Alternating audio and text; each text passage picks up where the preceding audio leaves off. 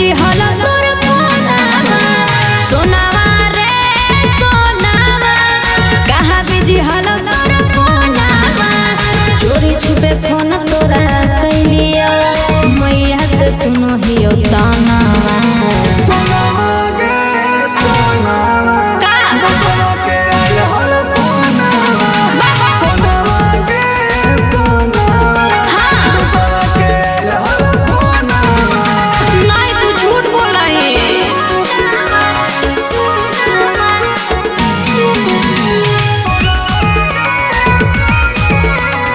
कहाँ बिजी हल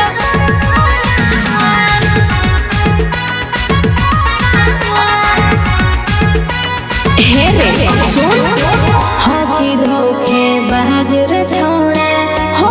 हमारा सहकारे के करा तू दिहियो हमर वाला हकारे बाबू सोना तोरे में बसो है पगली हमारो प्राण गे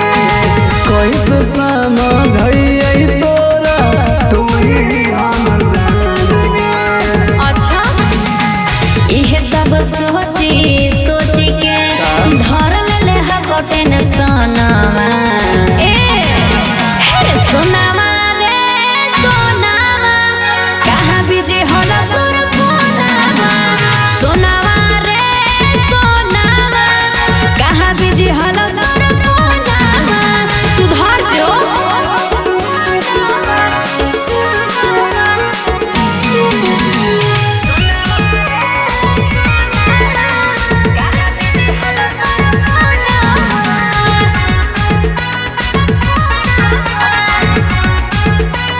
हे रे सुन हमारा से झूठो मूठो